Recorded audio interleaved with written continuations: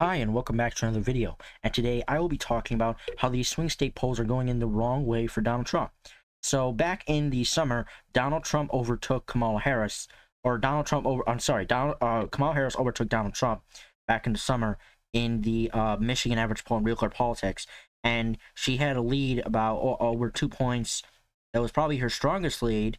It looks like it was her stronger lead back in late August, and then oh, sorry about that. And then in almost a month ago, so about 3 weeks ago, Donald Trump overtook Kamala Harris in Michigan on October 9th, 2024.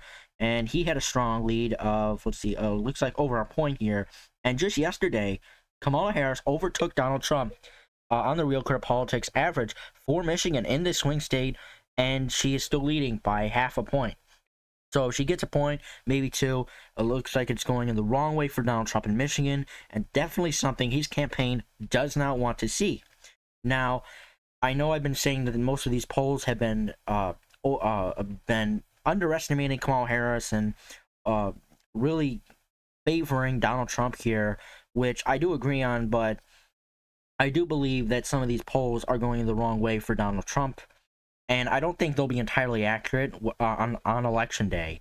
But this him losing this average in Michigan really is a bad sign, especially when he relies so heavily on these polls on Real Clear Politics, because there's so many of these Republican partisan polls that are really just making this average go in favor for Donald Trump, especially 3 weeks ago when he overtook Kamala Harris on the average, and now he has lost it. And if you just want to see evidence of that, there are some of these posters here. Look, here's Trafalgar, who had Trump leading by 2 points, and you also had Rasmussen Report, who had Trump tied.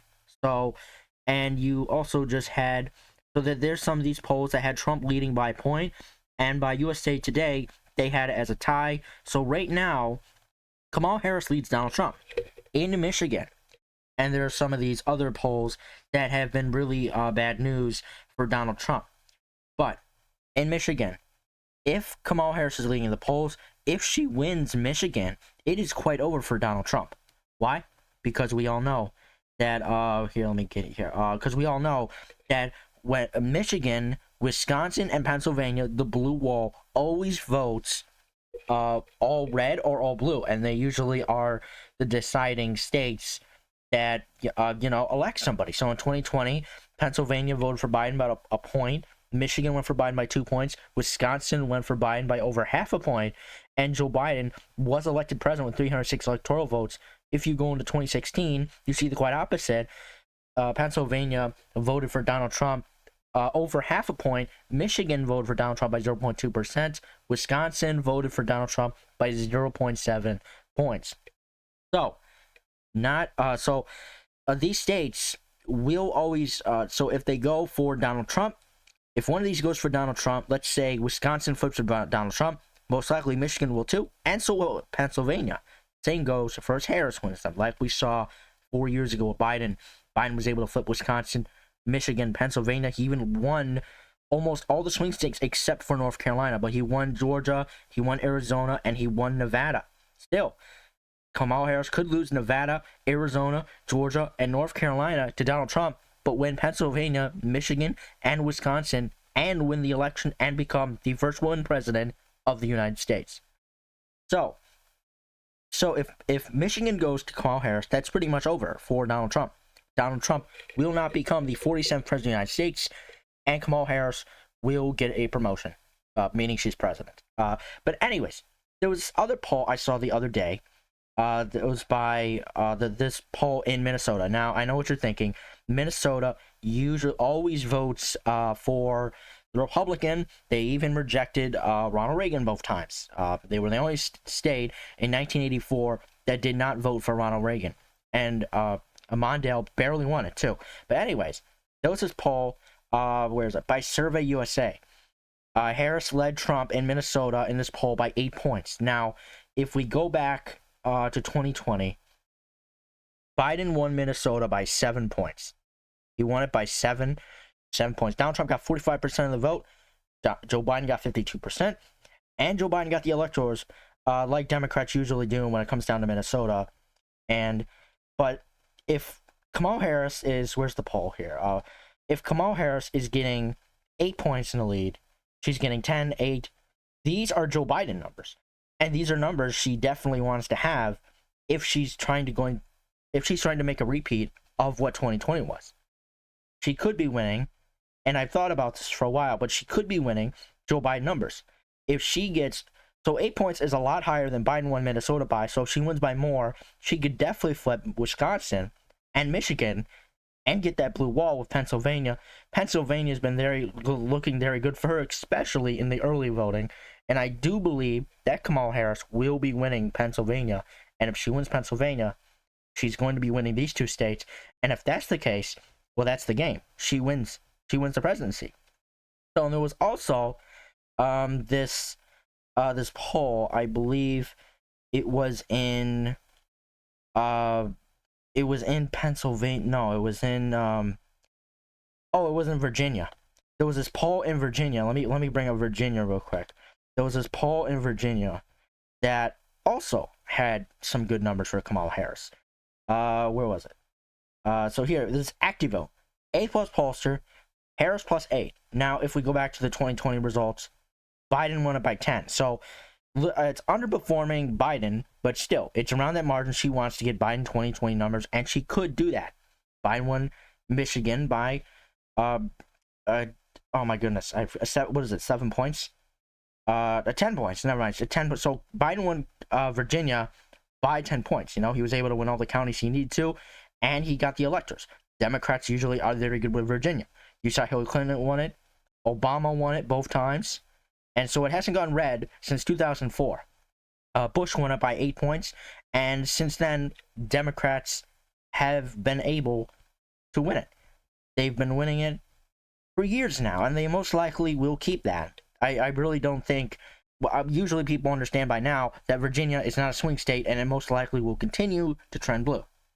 Now, the same can't be said with Ohio, which actually used to be a swing state, but now seems to be trending more Republican. As you can see, Donald Trump won in 2016, and it hasn't gone blue, I think, since 2008. 2012. Okay, so Romney lost it to Obama. Obama won it by 3 points. Trump flipped it, and it's been red ever since. And most likely will not be blue this time around. I really don't have any hope, but I do have hope for that Senate race, which I do believe Sherrod Brown will be winning re-election. Anyways, you're seeing these polls. They are going in the right direction for Kamala Harris. Now, Virginia has always been a state, like I said, that Democrats will win. She's expected to win. There's no possible chance Donald Trump will be winning Virginia. But Kamala Harris is getting these polls where it's really showing that she is starting to get Biden 2020 numbers. And if that's the case, all I said she needs to do is win one of these states. That's it. She doesn't need Georgia. She doesn't need North Carolina. She doesn't need Nevada or Arizona. All she needs is Pennsylvania. All she needs is Michigan. And all she needs is Wisconsin to win and to become the next president of the United States. And what you're seeing here is really just a trend for Donald Trump, where he is losing all the ground in these polls. You would think the assassination in Pennsylvania maybe would be enough to put Donald Trump over the finish line to win Pennsylvania and possibly the wall. Make it all red just like he did in 2016. Maybe win Pennsylvania by a point or two, kind of like when Joe Biden when Joe Biden won it by a point. Biden won it by a point. Trump didn't even win it by a point. He won it by 0.7%. He also won Michigan 0.2%. It was a major upset in the 2016 election, and so was him winning Wisconsin, but especially Michigan, because Michigan, usually a blue state. When it went red for Trump, and so did Pennsylvania, along with some other states. And the same thing happened in 2020. When Michigan went blue for Trump, when it went blue to Biden, so did Wisconsin, and so did Pennsylvania. And that, along with Georgia, Arizona, and Nevada, would help Joe Biden become the 46th president of the United States. And so it can now help Kamala Harris if she wins one of these states. If she wins one of them, it will help her become the 47th president of the United States, and not just the 47th president, but the first woman president of the United States. Now, it's not November yet. We are approaching the end of October here, and we are really going to see these polls, if they're accurate or not. I believe some of them are. I believe some of them aren't. I believe Kamala Harris will win Michigan. I believe she'll win the blue wall. I I believe Trump will win Georgia, and I believe Trump will win Arizona, and I believe Kamala Harris will win Nevada. So, with that being said, that makes Kamala Harris the winner, but that also gives Donald Trump an increase in his electoral votes. That puts him up, I believe, up to 250, somewhere around there. Last time around against Biden, he only got 232. So that would be an improvement for Donald Trump. And comparing to Joe Biden's 306 electoral votes, that'd be a decrease for Kamala Harris. But despite that, she'd still win the election. And I really think that's going to happen. She will definitely drop below 306 electoral votes. This election is too close for Kamala Harris to get over 300 electoral votes, and I think people really understand that. If you go back, and the polls in 2020 were certainly, and I believe everyone can agree with me on this, the polls were certainly not as close as this was. Absolutely not. Absolutely not. Okay, 538 is not loading here, but the polls were a lot closer this time around compared to 2020. Things were not just good for the incumbent president, who was Donald Trump, in 2020. If we go to 2020 here, look at that. Look at the lead, the dominating lead Joe Biden had over Donald Trump. Now, Biden did not win the popular vote by 8 points, but throughout the polls, it was clear that Donald Trump was not going to be winning re-election no matter what happened. There were some scandals with the Hunter Biden laptop, with the Ukraine stuff, but still, none of that was able to stop Joe Biden from winning. And however, the polls definitely did overestimate Joe Biden by a lot. They had Joe Biden winning some states more than he should have been. Let me just pull that up real quick. 2020 here. So this was the map on election day for Joe Biden against Donald Trump. Look at that.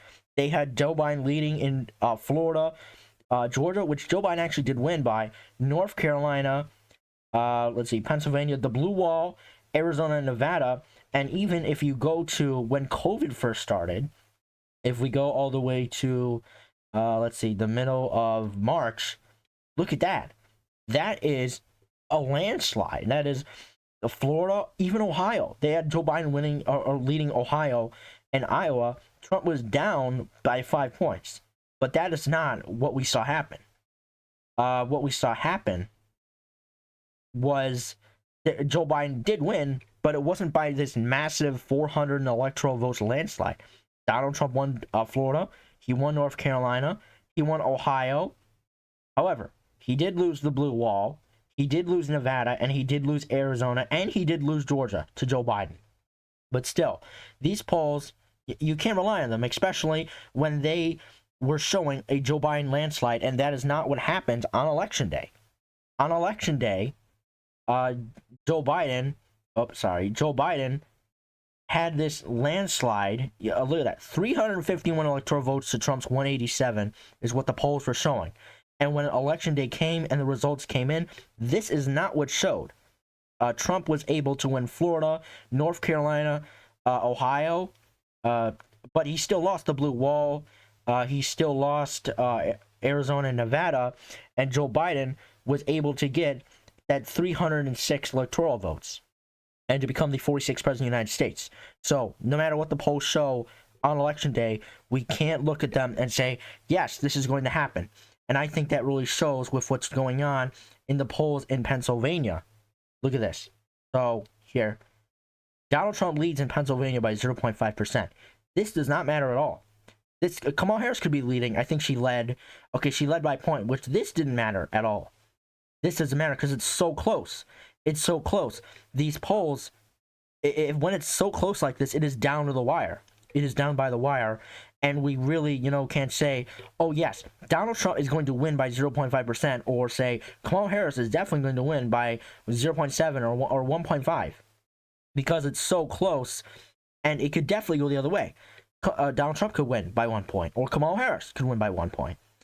Even though I do think Kamala Harris will win Pennsylvania, the early voting data from what I've seen is very good for Democrats.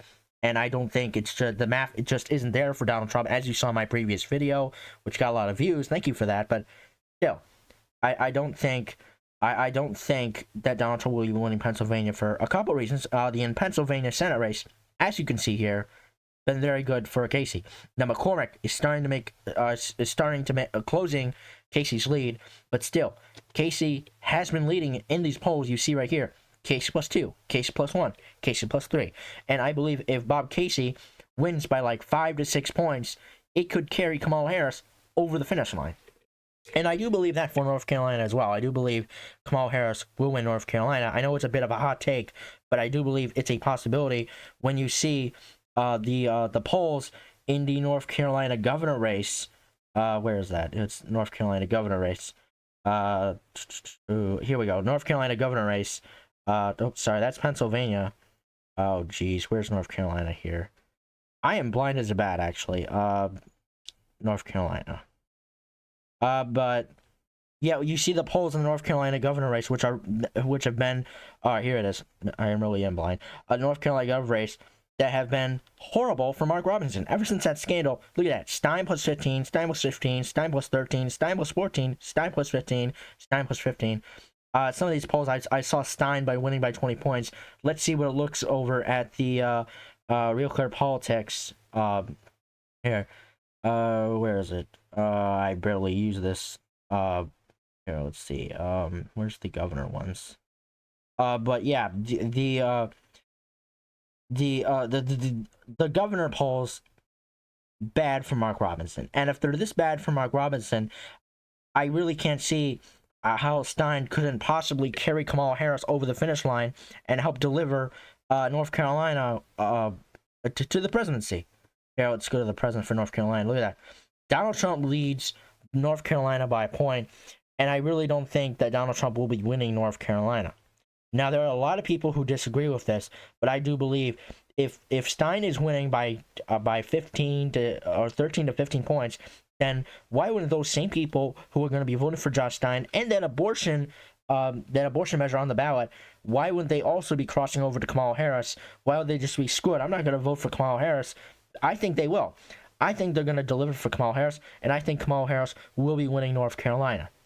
And yeah, that is what I believe. Anyways, that is it for today's video. Thank you guys so much for watching.